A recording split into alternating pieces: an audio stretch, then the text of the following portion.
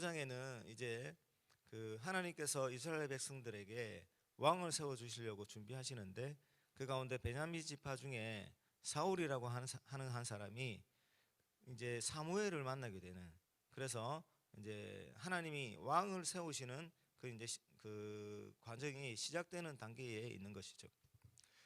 그 사울이 자기 집안에 그 잃어버린 나귀들을 찾으러 갔다가 찾지 못하고 이제 돌아가려고 했는데, 자기와 함께 동행한 사환이 돌아가지 말고 이 근처에 하나님의 사람이 있으니까 그 하나님의 사람에게 찾아가 봅시다. 그러면 하나님의 사람이 우리가 갈 길을 알려줄 것입니다라고 하고, 이제 그 사울이 사무엘을 찾아갑니다. 이제 근데 사울이 사무엘을 찾아가기 전에, 만나기 하루 전에 하나님께서 사무엘에게 말씀을 해주시죠. 이제 이런 사람이 올 텐데 그 사람이 바로 내가 준비한 사람이다. 내가 이스라엘의 왕으로 세울 사람이니 그 사람이 오거든 이제 왕을 세울 준비를 하라고 알려주시는 거죠. 하나님께서 사무엘을 향해서 뭐라고 말씀하시냐면 16절을 보시면, 중간부터 보시면, 너는 그에게 기름을 부어 내 백성 이스라엘의 지도자로 삼으라.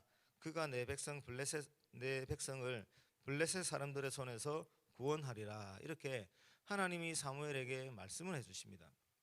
즉 사울이라고 하는 사람을 하나님이 준비했고, 그 사울이 이스라엘의 지도자가 되어서 이스라엘 백성들을 다스리고 또 블레셋의 손에서 그 백성들을 구원해 줄 것이다. 그렇게 이제 말씀하시는 것이죠.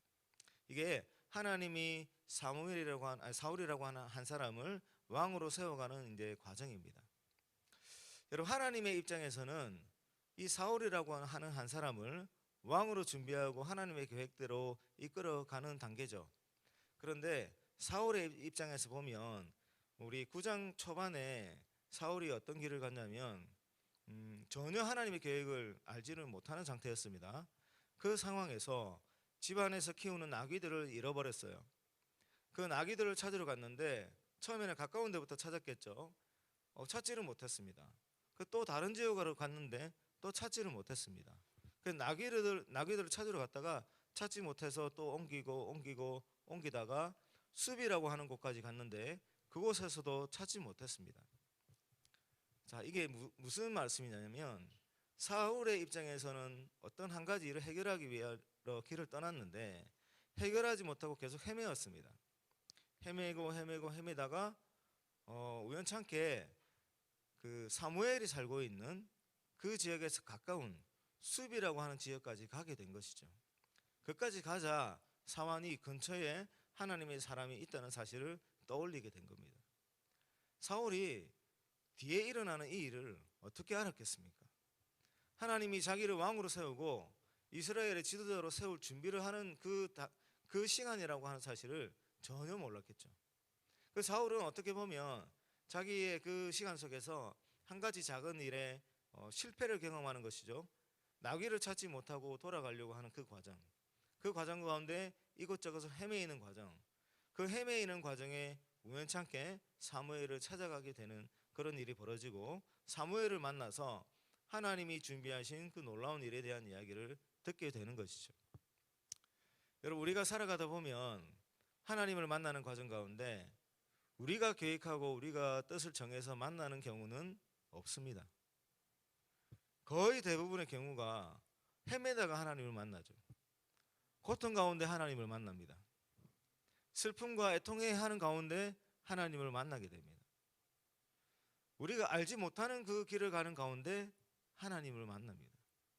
즉 우리가 하나님을 찾게 되는 것이 아니라 하나님께서 우리를 찾아오시는 것이죠. 하나님께서 우리를 찾아오실 때 우리 인생 가운데는 어떤 우리가 막 헤매는 과정 가운데 우리도 알지 못하는 순간에 인도함을 받아서 하나님 앞으로 가게 되는 것이죠.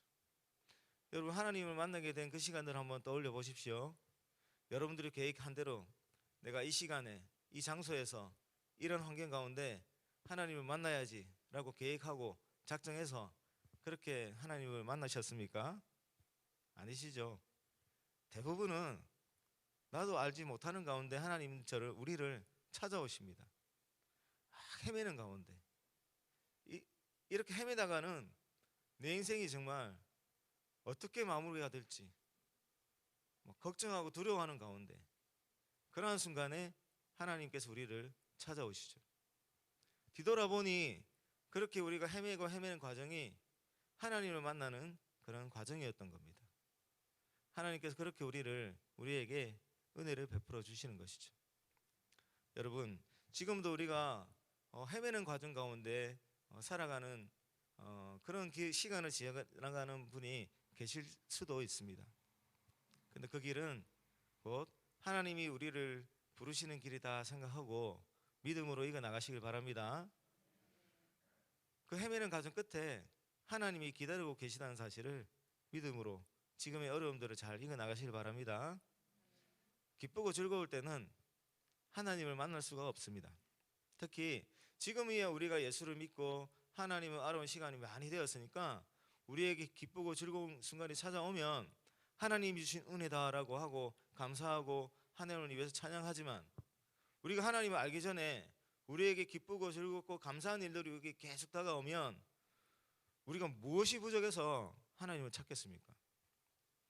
그러니까 하나님을 알지 못하는 순간에는 기쁘고 즐거운 것으로 가득 차면 그 사람은 인생에 부족한 것이 없고 갈급한 것이 없고 구원에 대한 필요가 없기 때문에 하나님을 찾을 수가 없어요. 그래서 하나님을 만날 기회가 사라지는 것입니다. 오히려 우리 인생 가운데 찾아오는 어려움들, 그 어려움들 가운데 이리저리 헤매는 그런 시간들이 오히려 하나님을 만나는 은혜의 통로가 되는 것이죠. 하나님 계속 반복해서 그런 일들을 우리에게 펼쳐 나가십니다. 그래서 지금 혹여나 이런 어려운 순간들 가운데 헤매고 그래서 낙심하고 또 애통해하는 그런 시간을 지나가는 분이 계신다면 이 순간 역시 하나님은 우리를 더 성장시키는 길로 지금까지 만나보지 못했던 더 위대하신 하나님의 능력을 경험하는 그런 은혜를 주기 위해서 우리를 인도하고 계시다는 사실을 확신하고 그 지금 있는 시간을 믿음으로 이겨 나가시길 주의 이름으로 축원합니다. 그 다음에 또 한 가지 오늘 이야기 살펴볼 것은 사무엘의 태도입니다. 여러분, 하나님께서 사울이라고 하는 누군지도 잘 모르는 그런 한 사람을 이스라엘의 왕으로 세우려고 하십니다. 그런데 그 준비의 단계로 당시 이스라엘 사회에서 가장 인정받는 지도자죠. 모든 사람들이 다 존경하는 지도자죠. 사무엘에게 이 일을 맡기십니다. 사무엘에게 그 준비를 이제 시켜 나가시는 것이죠. 그런데 사무엘의 입장에서는 아무리 사무엘이 하나님을 신뢰하고 하나님께 순종하고 훌륭한 지도자로 살아왔지만 지금까지는 자기가 이스라엘의 가장 권위 있는 지도자였어요. 두 아들에게 사사라는 그 직을 물려줬지만 그 아들은 이미 그 백성들에게 신뢰를 다 잃어버렸습니다. 물려줬지만 여전히 이스라엘 사회에서 가장 존경받고 어려운 일이 있을 때 그 찾아오는 사람이 누구냐면 사무엘입니다. 사무엘. 그런데 그 나라의 최고 높은 위치에 있는 이 자리를 지금 하나님이 사무엘에게 다른 사람에게 물려줘라 이렇게 하는 거예요.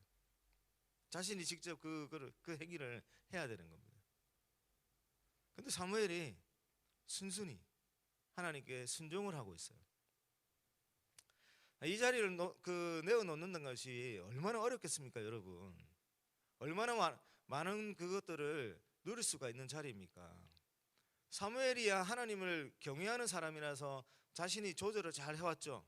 물론 아들을 세우는 일은 실패했지만 자신이 조절을 잘 해왔지만 마음만 먹으면 이 자리에서 할 수 있는 것이 얼마나 많이 있겠습니까? 그런데 이 자리를 지금 자기는 아직도 건강한데 아직까지 노쇠하지 않았는데 분별력이 있는데 그럼에도 불구하고 하나님이 어디서 잘 보지도 못한 한 사람을 보낼 테니까 그 사람에게 기름을 부어주라 하는 겁니다. 이스라엘의 구원자로 세우라라고 하는 명령을 하나님이 하시는 것이죠. 이 하나님의 말씀에 사무엘은 거부하지 아니하고 반항하지 아니하고 하나님께 온전히 순종함으로 사울이 오자 하나님의 말씀대로 순종을 합니다. 그래서 이제 사울을 왕으로 세우는 역할을 이제 중간에 충실히 감당하게 되는 것이죠. 나중에 이제 사울 왕이 보이는 행동과는 전혀 반대죠. 사울은 하나님이 다윗을 왕으로 세우겠다고 하는 사실을 분명히 알았습니다. 다윗의 욕심이 아니라 하나님이 그를 세운다는 사실을 알았어요. 그래서 사울은 하나님께 반항을 한 것이죠. 다윗을 죽이려고 했던 것은 하나님을 거부한 것이고 하나님께 반항한 것이었습니다. 그런데 오늘 이 사무엘은 그는 사울이 나중에 보여줄 행동과는 완전히 다른, 진정으로 하나님이 이스라엘의 왕이다라고 하는 사실을 몸소 실천하는 모습을 보여주는 것이죠. 사울은 이 모습을 배웠어야 했습니다. 사랑하는 여러분, 오늘 이 말씀 속에서 우리는 사무엘의 길을 따라가야 하는 줄로 믿습니다. 우리가 하나님께서 우리를 세워주시고 우리의 환경을 또 확장시켜 주시고 번창케 해주셔서 우리를 교회 안에서는 아니면 또 우리 세상 속에서 하나님이 우리를 계속해서 높여 나가시는 때가 있습니다. 그러다가 또 하나님이 계획하신 어떤 시간이 되어서 우리로 하여금 또 그 자리에서 잠깐 벗어나서 다른 일을 우리에게 맡기고 그 자리를 다른 사람에게 줄 때가 있거든요. 그럴 때 우리 하나님께 순종하는 것이죠. 그리고 하나님을 진정으로 경외하는 사람은 이렇게 내 뜻보다 하나님의 뜻에 순종하며 하나님의 뜻을 이루기 위해서 내 마음을 내려놓을 줄 알아야 되는 것이죠. 사랑하는 성도 여러분, 성육교회 모든 성도님들께서는 이렇게 하나님을 온전히 경외하는 사람들 되시길 주의 이름으로 축원합니다. 주를 온전히 경외하는 사람은 환경이 어떠하든지 내 생각이 어떠하든지 내가 누릴 수 있는 모든 것들보다도 하나님의 뜻에 우선하여 순종할 때 그것이 진정으로 하나님을 경외하는 삶이죠. 그럴 때 하나님이 우리를 높여주신다는 사실을 꼭 기억하시기 바랍니다. 사무엘상 시작할 때 하나님 분명하게 기록을 해주셨습니다. 높이시는 분이 하나님이시고 낮추시는 분도 하나님이시라고. 하나님을 높이시는 분은 하나님이 그를 높이실 것이고 하나님을 거부하는 자는 하나님이 그를 낮추실 것이라고 그렇게 하나님이 말씀하셨죠.